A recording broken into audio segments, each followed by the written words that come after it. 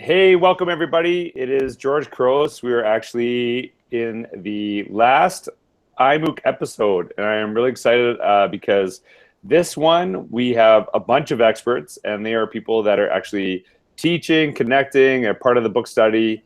And so we're really pumped up to actually have them all here today, kind of see what's going on and connect with them. We want to hear about their experience. As always, Katie Martin is with me as well to help facilitate this. But this is going to be awesome to actually connect and learn with all of you. So I'm going to kind of be in the background, popping in here and there, but Katie's going to facilitate a lot of conversation. I'm going to try to keep up with what's going on Twitter right now, what you're doing, and what people are doing on the YouTube chat as well. But I'll turn it over to Katie, and Katie will take time to actually get everyone to introduce themselves.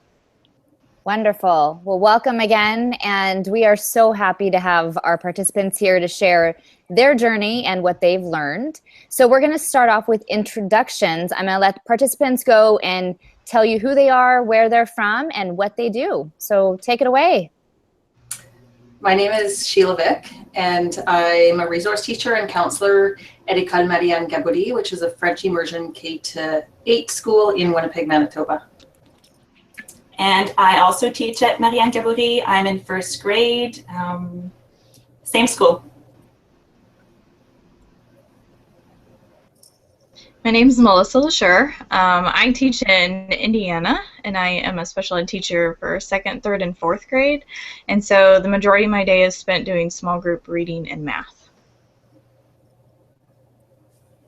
And I'm Tara Martin. I'm from Kansas. I'm a curriculum facilitator, and also with this role, I mentor learning coaches in their first year. So that's pretty much it. Awesome. And I'm Mike Mohammed. I teach high school science at Brookfield Central High School in Brookfield, Wisconsin. This year, I'm primarily focusing on physics. Just wait, we're missing someone yet still? Yes. Hello. I'm Fanny Spot. I'm in right now in Toronto for a summit. I'm a mistake maker.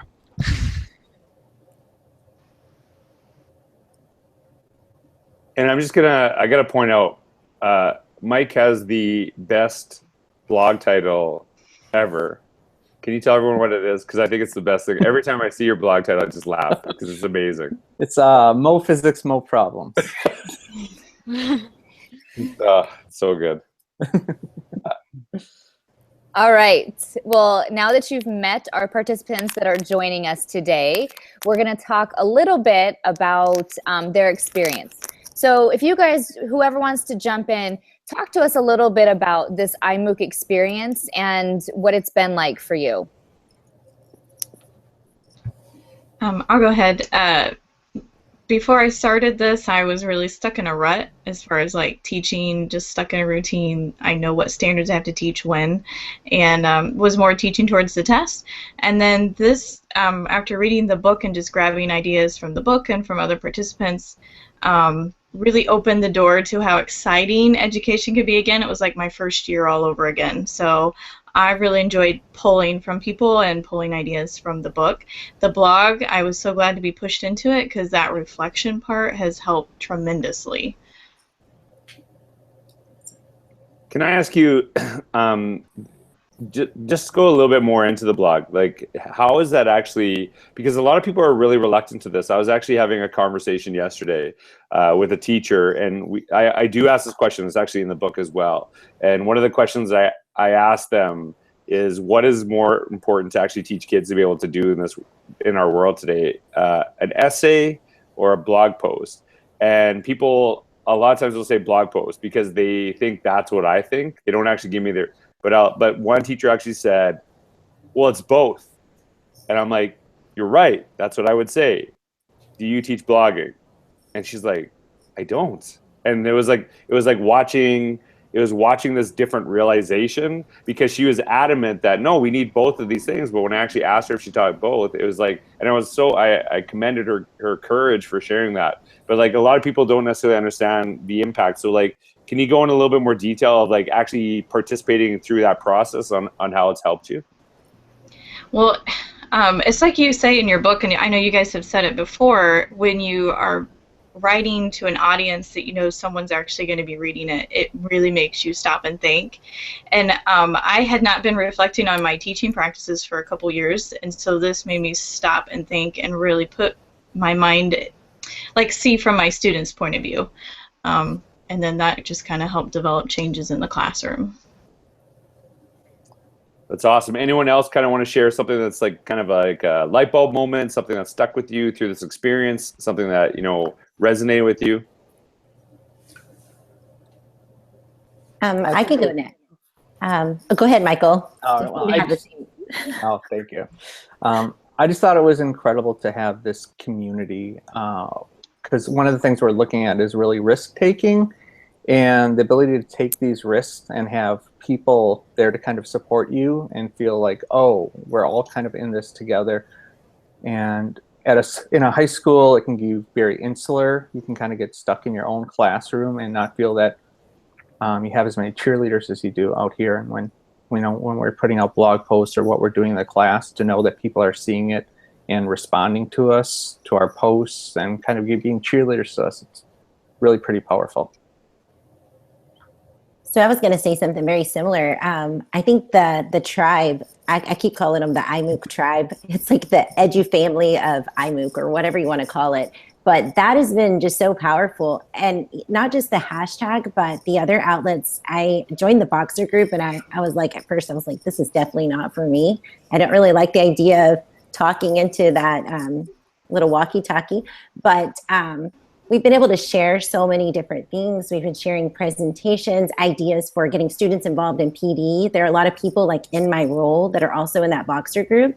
And like Michael said, my role can be very isolated. There's only a couple of us in the whole district, and we work with many, many schools and a lot of teachers. So a lot of times you feel like you're trying to make a difference, but it's just, you're kind of all by yourself. But this has been a great way to like group up together and to share ideas with each other. And I just love the fact that we've been able to actually share resources with each other. I think that's been really helpful. And Tara, I've seen that like when you're, like I read your blog today, and it was really fascinating to kind of see your journey over time, just like the growth that you've had in trying different things. And how do you actually see kind of like you jumping into some of these spaces? Like I saw, you know, you're doing lots of videos, you did a podcast. I can't remember what software you used, but how do you actually see that that making an impact on your job, what you do, and actually how you connect with your teachers and your students? So that's perfect. Yesterday we had our all-day elementary PD day, and we've arranged our PD day to be much like a conference. And so there's many sessions running at the same time, all different styles of sessions, TED Talks, whatever. So one of the things I shared with most of the participants in each of my sessions, I had 6 different sessions yesterday that I was in charge of facilitating.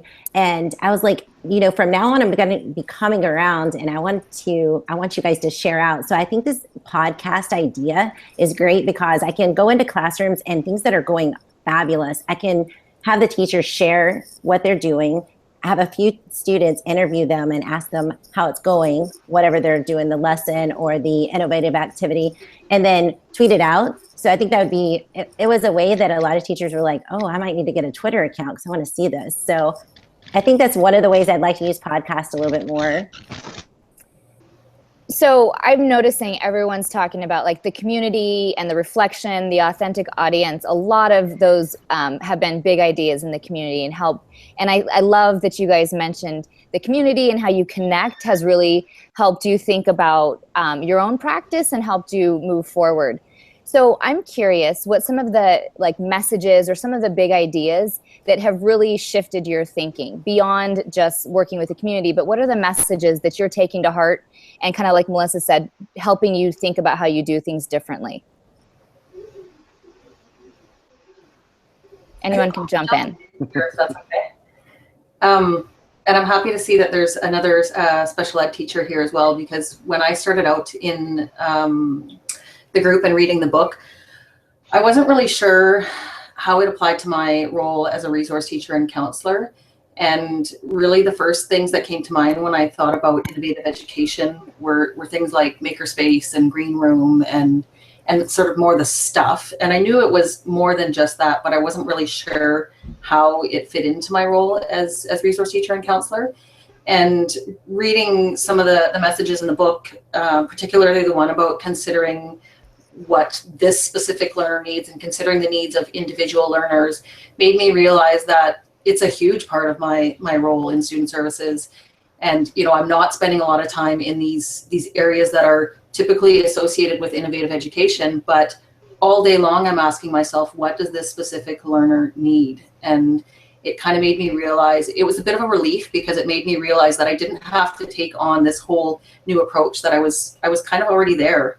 So that was huge for me. When I started reading, I was reading more with sort of a little bit of FOMO, fear of missing out, because I like to know what's going on elsewhere in the school, and what's happening in my classroom, but I didn't realize how much it would actually apply to my everyday job.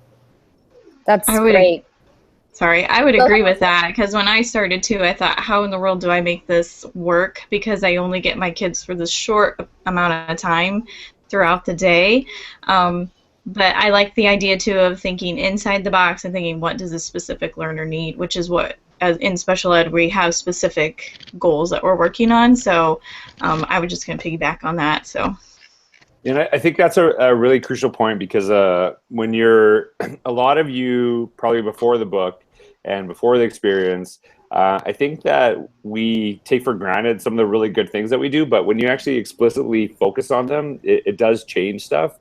That you, like when you understand why you're doing what you're doing and that connection. And I really appreciate that you're saying that, because there's the hope is that if you write a book and it's connecting with people, that for some people it's like affirming to them, some people it's really challenging what they've always done, but everyone's getting something out of it differently. And I think that's kind of the notion that, like, I've been talking about this for a long time, is that we talk about personalized learning, but all learning is personal, like all connection, because we have different experiences, we have different knowledge coming in, and what do you actually take away no matter where you're at? And I think that's something we have to understand, that our kids go through quite a bit, and how do we actually make those connections in the work that we're doing? I think that's really crucial, because there are a lot of great educators out there, but some of them, they don't even understand why they're great and what they're doing that's specific. And I think that needs to be shared and understood to make it spread. And I would say to making it spread, and I'm wondering, Mike, at the high school, like what are you thinking, and what are some of the messages that have specifically connected there? Because sometimes people think high school's so big and it's so hard to shift this traditional system. Yeah, I think one of the big things for us as teachers is really coming to an understanding of what we want students to know and be able to do, but then giving them that freedom to, all right, find their own ways to get there and use their creativity. So when you think about all these different avenues that I've been able to see us as iMOOC members take in terms of our reflections, video reflections, blogging, sketch notes.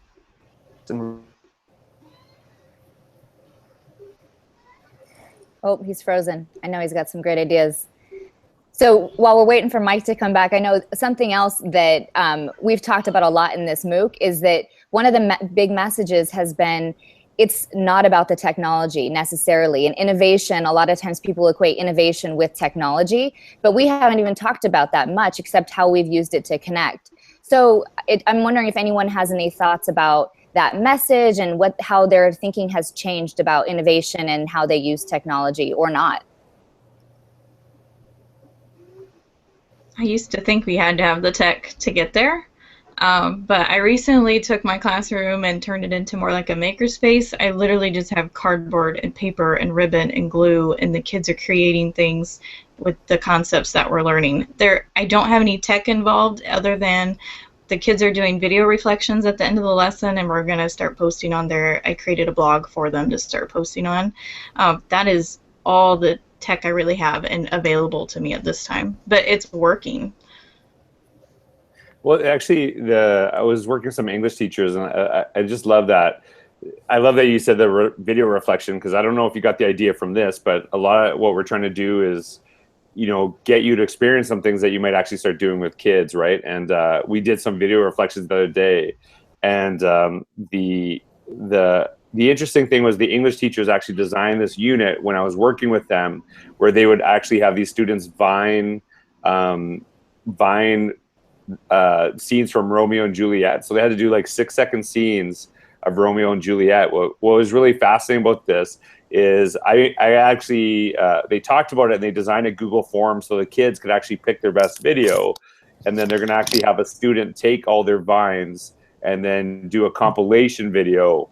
And the teacher actually, their knowledge of technology, like they don't really know how to make a 6-second video. They don't know how to make that compilation video, but they know the kids will actually understand all of those things. And they're saying, hey, this is a great way to get them to do this. And we don't necessarily have to teach them the tech, but it's just kind of designing the experience is actually quite interesting. Like a lot of people kind of feel that they need to do all of those things for them to be successful in classroom, as opposed to like letting the kids go and figure it out on their own. So that's my next question. Perfect lead in, George. I was wondering, based on those messages and kind of things we're talking about, what are the things you guys have done differently in your classrooms or in your practice as a result of connecting with different people, what you're reading, and what you've been learning in the last couple weeks?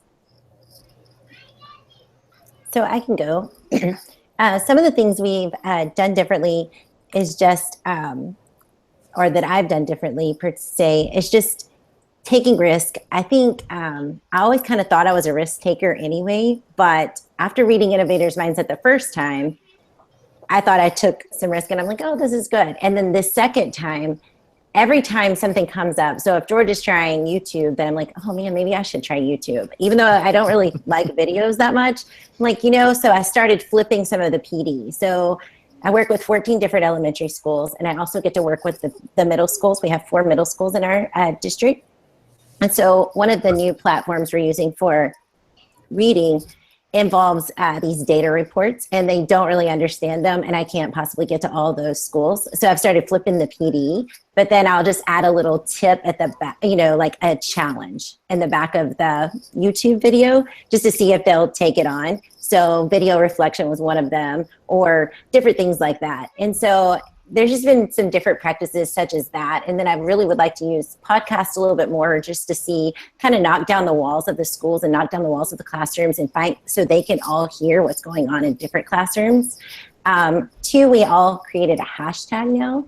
And so having teachers that are reluctant to get on Twitter, but they finally do because they want to see their class on the hashtag. So those things have been helpful in helping the schools to become more of a community and be able to collaborate and share different things that they're doing. So I feel like I'm kind of instrumental in some of that, but I do think that the fire is starting to like the sparks are starting to grow a bigger fire in our district, and other people are getting excited about it and trying social media, but not only that, trying some of these innovative ideas.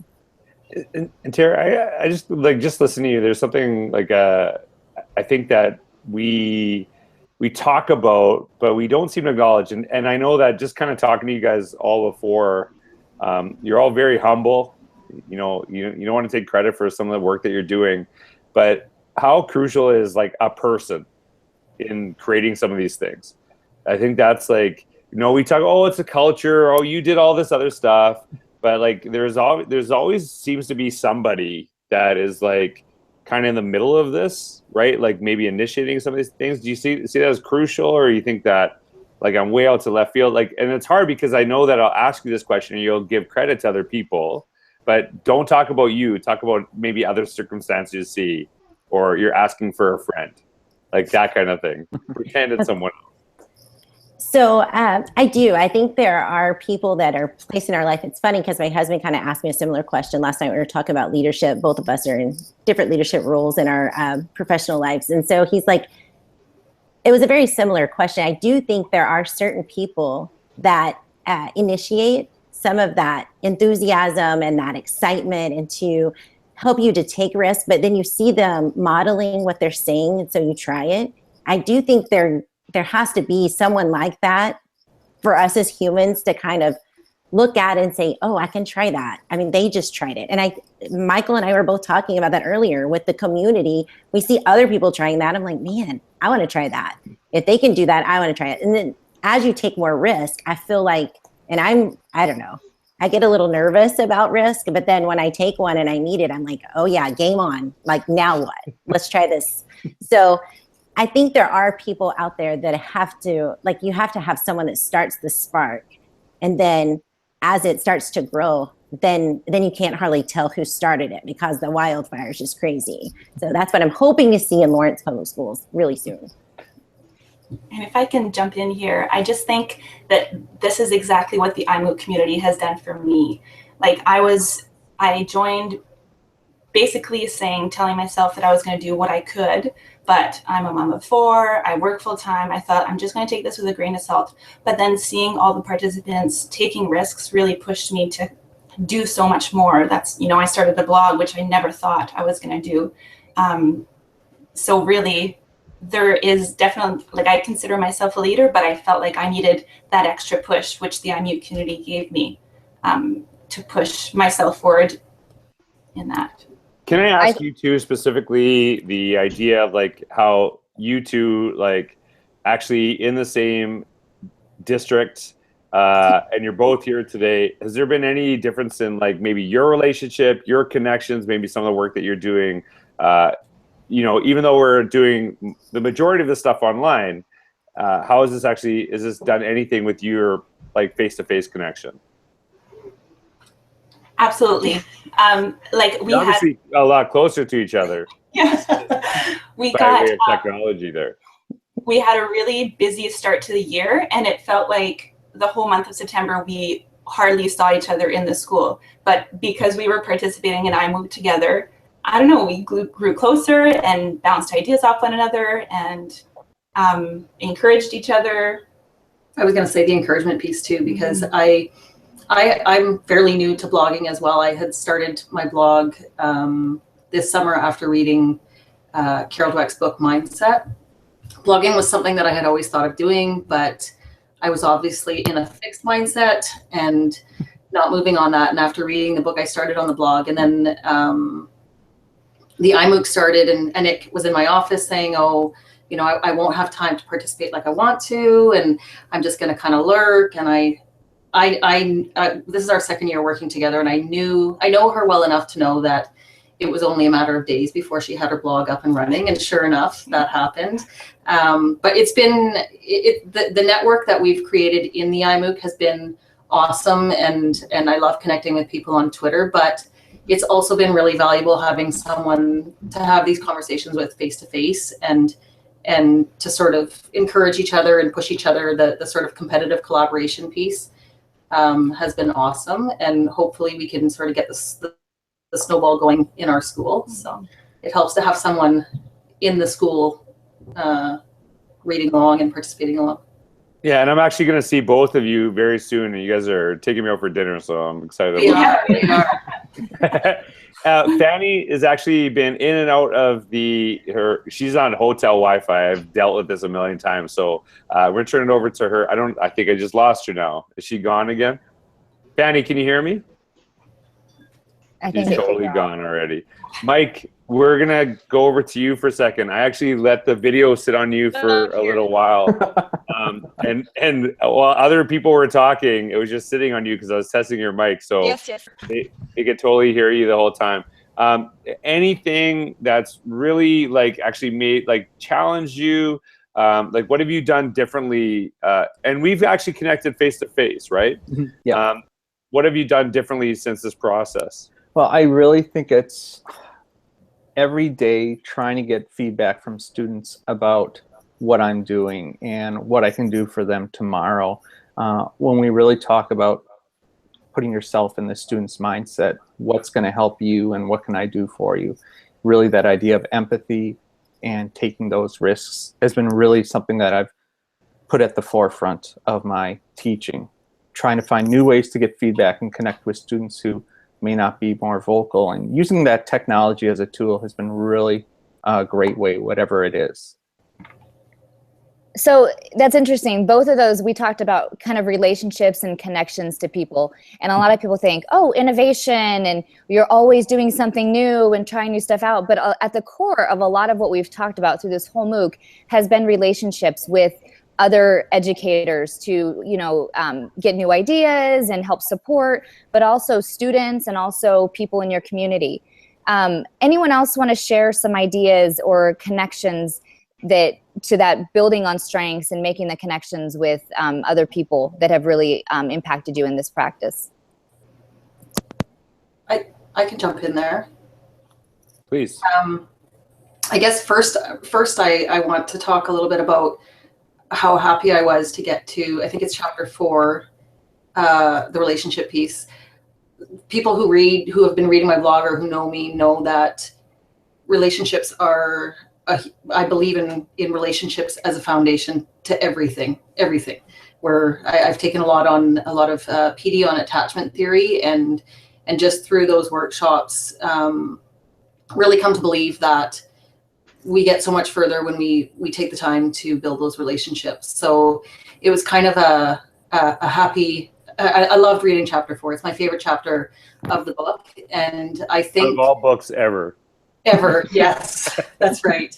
But it was just, I loved coming full circle when I got to that chapter and realizing that it just really reinforced that belief for me, and that it's not just, the foundation for teaching and learning, but also innovative education. And I think that for me, being part of the MOOC is the biggest piece. I can be a risk taker when I feel supported, and that's really what I've felt in the MOOC. I think, and my second last blog post talked a little bit about this. I feel like the iMOOC as a group has really done a great job demonstrating the characteristics of an innovator's mindset, and that's really what I feel like that's really what we need to provide for our students and our teachers, and hopefully they would feel the same, because I took risks that I wouldn't normally have taken.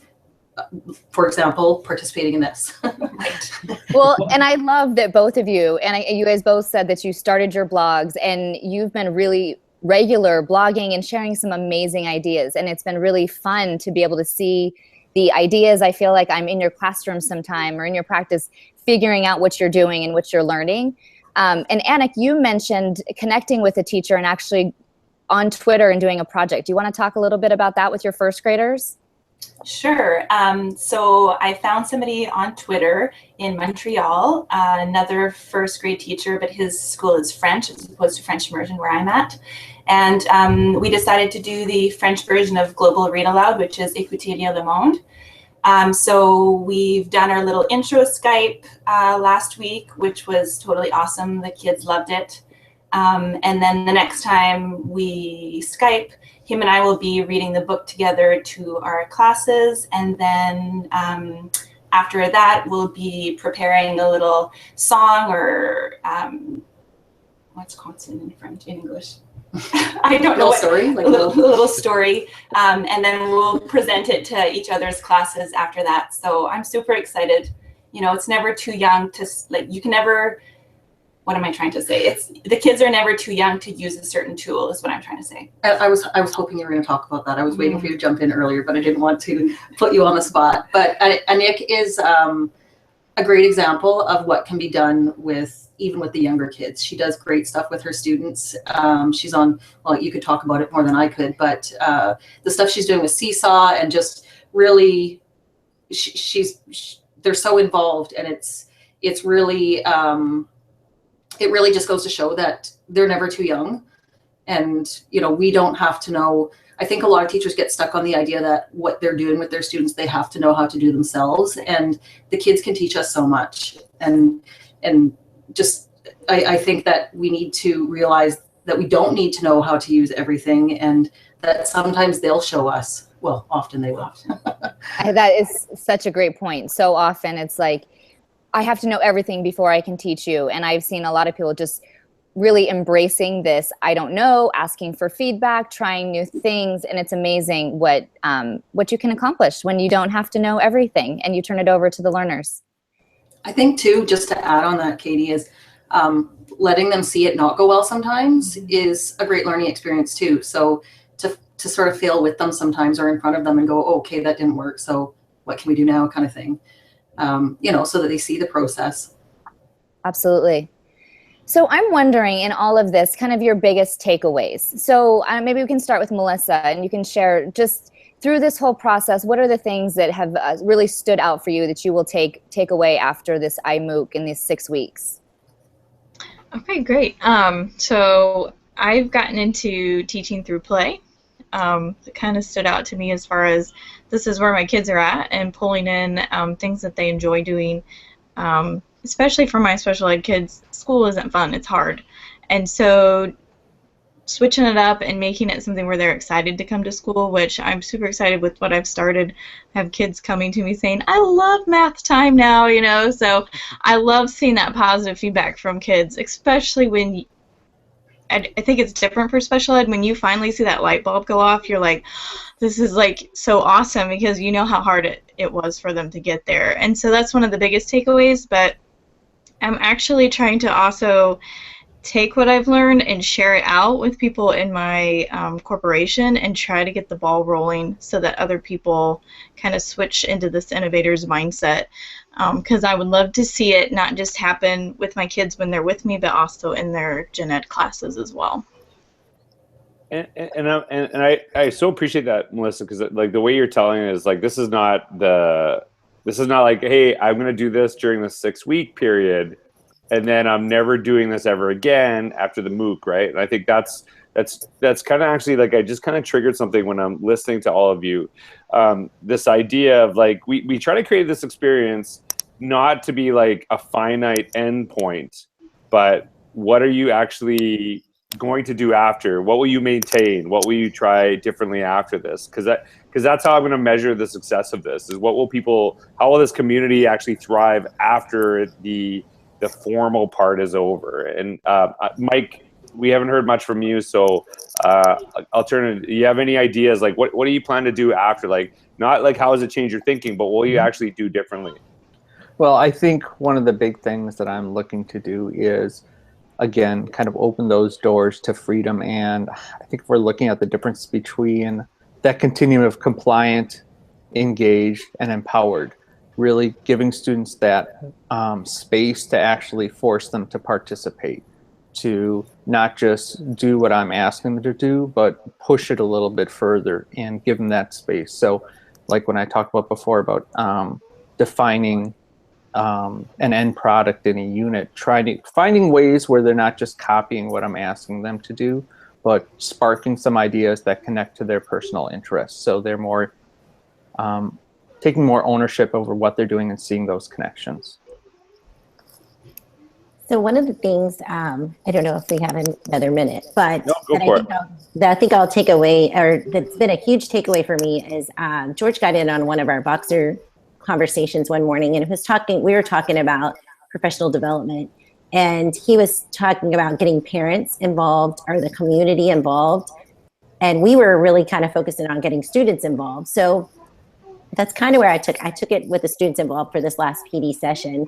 And we had a group of 5th graders and a group of 3rd graders from Texas that I connected with in our Boxer group. And I got a first-year teacher. She had tried Mystery Skype after she had got connected on Twitter in August at our induction professional development. So anyways, I convinced Mandy, who was our first-year teacher, to facilitate a session at our PD yesterday.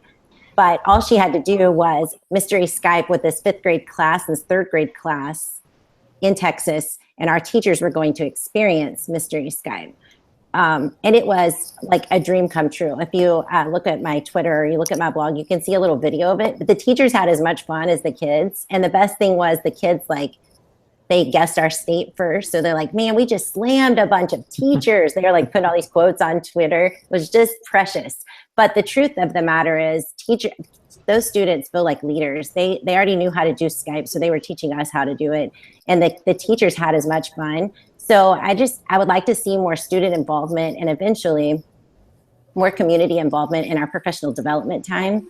Another thing we think we might try, and it's like, so one of my ideas that my leadership hasn't really jumped on board yet, but Twitter chats for the community with our hashtag, and just maybe once a month having a Twitter chat, and we open up questions about our district goals and things, and get to hear from them, because otherwise we don't really hear from them at the district office. Parents and teachers and principals hear from them at parent-teacher conferences.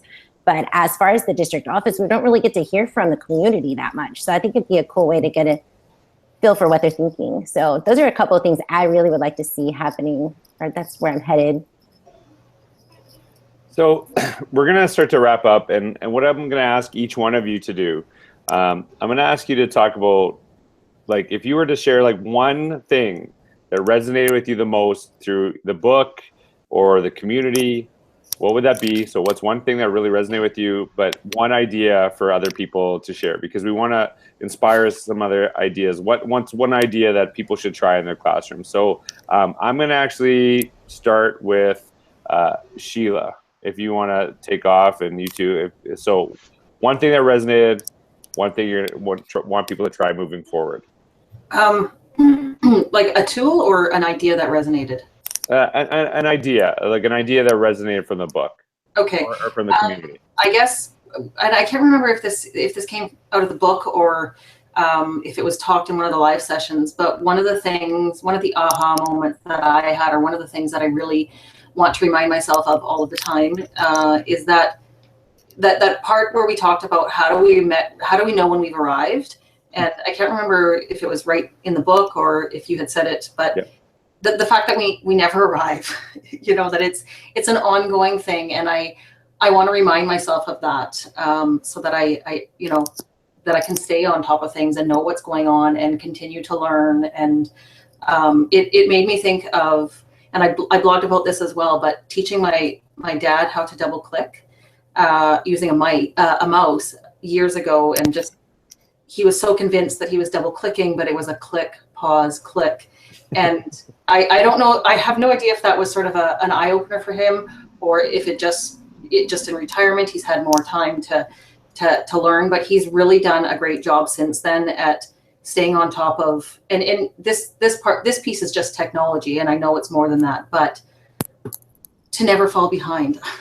I don't want to fall behind, and I want to remind myself that we never arrive, that it's a mindset. It's not the stuff, we don't arrive. It's really a mindset, and to stay in that mindset. Actually, I remember the first person I ever taught to use the mouse. I remember my first year of teaching, they actually picked up the mouse and started squeezing it. I'll never forget that, how quickly things have changed. Anik, if you want to share your thoughts, something that's resonated with you, something you encourage people to try. Sure. I think that the biggest thing for me is the fact that this whole mindset, we really need to approach it with one step at a time. I know that I tend to sometimes get really overwhelmed with all these great ideas, and I want to do it all, but I really need to, and everybody really needs to take one idea, really learn about it, and do this without kind of doing a little bit of everything, but not doing everything well. I think that you touched on it when you said, what's the saying, with master of no, I don't know what it is by heart. Master of one, no, I don't know. I probably wrote it, and I still don't even. I know what I can't think of it either, but yeah. I know what you're. Master of none, basically. Yes. Right. Mm-hmm. Melissa, any things that resonated with you, things that really stuck out to you, things that, what's your big takeaway from this? Okay, so my big takeaway would be the blogging part, just because it's had such a huge impact on me, and breaking down those walls and making those connections, moving from a classroom teacher to a school teacher, from collaborating to co-teaching, and not just connecting with people in my building, but connecting with teachers around the world and with parents and community members to get feedback in. Actually, I even shared my blog with all my parents so they could see why I was teaching and how I was teaching. So I love that so much. I think that's absolutely fantastic. And just listening to Melissa, I think that one of the things that a lot of us are very humble in the work that we do. And I think that you're more than willing to talk about all the things that you learn from other people, but I think that the more you share, Melissa specifically, the more people learn from you too, right? It's a back and forth benefit. So I appreciate you doing that. Tara, something that's resonated with you. Well, I really loved in chapter 8 when you talked about strengths-based learning. It's something I've always, I read the book, Now Discover Your Strengths with Marcus Buckingham in grad school, and I've really kind of taken that and run with it. I think it's just important that I'm kind of in your face. I'm always like, oh gosh, let's try something new. Let's try something new. But when I'm working with teachers, I really have to understand where their point A is. And no matter where that is, I have to meet them there. And I love just finding out their strengths and kind of going from that angle and then moving them forward. You know, not really me moving them forward, but encouraging them to try something new based off of where their point A is. I just think that's, I think you talk a lot about that when you talk about embracing the culture in your book. And it's just one of the pieces that's really stood out to me. If we want to move a district forward, we really have to meet, it's just like a classroom. You have to meet everybody where they are and then help them to understand the things that they have within them, especially a couple of the novice learning coaches I'm working with right now. I mean, if they really understand their potential, it's unlimited potential, I think they're a force to be reckoned with, but helping them understand that you have the strength and we need to work from that and move forward. So I think that's one of the pieces that I've really loved about your book. And I love about your encouragement too, even with just comments on our blogs and stuff, just encouraging us based off of our strengths. And then we just keep wanting to try better, to do better. Yeah, I think and I appreciate that because it is really hard. One of the best things that one of my bosses ever said to me, when I remember being really frustrated with some teachers not trying new things and, you know, some of the things that I was doing. And the thing they said to me that totally resonated with me, and I'll never forget this. I actually write about her. She's like the best leader I've ever had in my life. Her name is Kelly Wilkins. She said this, and it was so simple. She said, not everyone is you. And so it so opened things up for me. That idea is that I'm trying to I was just at one point trying to make carbon copies of the way I did things, not as opposed to really looking at a person and understanding what they're doing. And so I think that's what you do very beautifully, Tara. And so, Mike, one thing that really stuck out to you, one thing that, you know, a big takeaway from this whole experience. You know, I just think it comes from the title, what's innovation? The idea innovation is new and better. And where do we get new things from? It's not necessarily inside, it's actually reaching out to community and bringing these ideas in. And then what's better? It's not about better for me, it's about better for the learner. And then understanding that each learner might be different. So some person's innovation might be someone's obstacle. So just the fact that I'm able to go digital with all of my assignments may not work for everyone. It may not be an innovation for some students. Taking that away and actually going to paper might be a better way for them to learn. So meeting each learner with their own innovation might be a little bit different. I think it's a beautiful point. Actually, I've been talking a lot about teacher discretion. That, you know, teacher discretion with devices. Like, why are we okay with like teacher discretion when kids can do BYOD and a teacher doesn't want them to have a device? We would never, ever be okay with teacher discretion if it came to paper. Like if it was a kid using pen and paper, we say, no, you have to use the device. If I ever said that to a child at our school, they would, you know, parents would be calling in about 3 seconds, complaining about it. But when it's with a device and something new, I think it's really kind of meeting that. So I appreciate that, Mike. Katie, Katie's been absolutely awesome. Very close with her, and she actually was my kind of eyes and ears, and she took a lot of the ideas from the book, and I shot every chapter over to her before it actually went to the editor. So I really appreciate it. But I'm really curious, Katie, from the perspective of someone who knows this work so inside out, who's so instrumental in helping me put this together, what's something that's, you know, resonated with you, you know, leading this community? It's hard to pick one thing. There has been so many things that have been really, really amazing.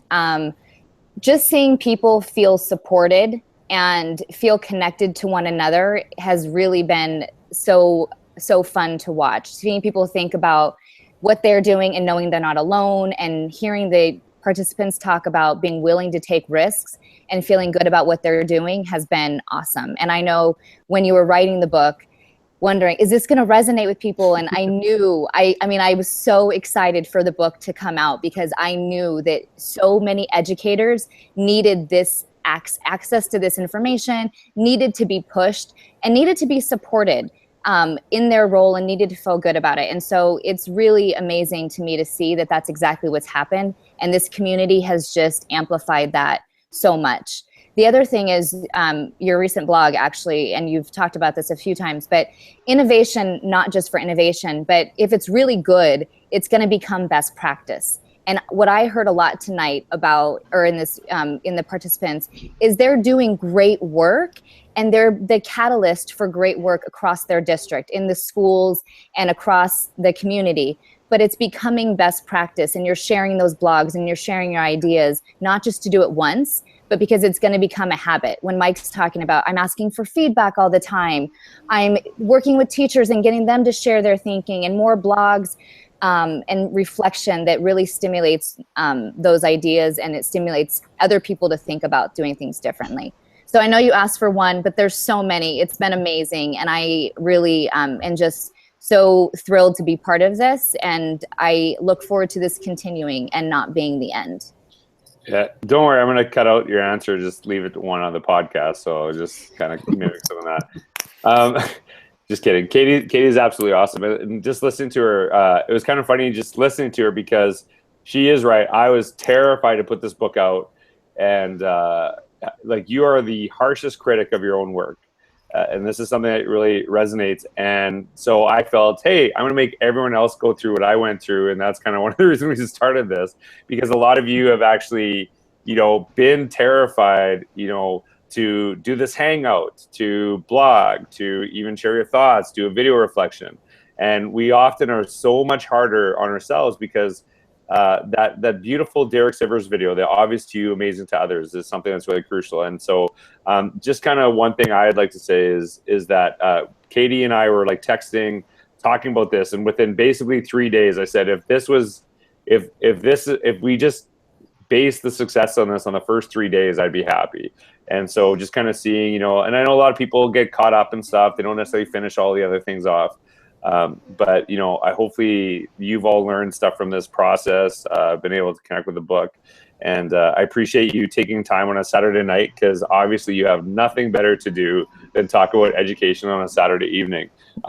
But I just kind of wanted to personally thank everyone for taking the time to do this, taking the time to share your thoughts. I know it's really tough to put out there, but more importantly, really rethinking your practices and what you're doing at an individual level, because if you're actually doing things differently, they impact kids, who then go impact other people. And you never know as a teacher what your impact is. You'll never see the fruits of this. And this is the thing, is that we look at the measure and we look at test scores and all these other things, but your impact is in what kids do with other people. And I think if I have a little piece of this, and this group has had a little piece of this, you can see that if you really think about it, it's exponential in what your impact is. So I just wanted to personally thank all of you for joining us tonight. It's been amazing to connect and learn from all of you. I want to thank everyone that's watching or will watch or listen at some point for taking part of this. My hope is this is not the end. This is just the beginning. We're looking at doing this again, and hopefully you guys can be Sherpas for the next round of people, but participate again. So I just want to thank you. Special thanks to Katie, who, no matter what time my weird schedule is, she took time to do this. She is absolutely one of my best friends in the world, and I really appreciate all the work she does. And she's influenced me a ton, and so I can't thank her enough. But I just want to thank everyone for tonight, and I look forward to continued conversations. So thanks for all you do.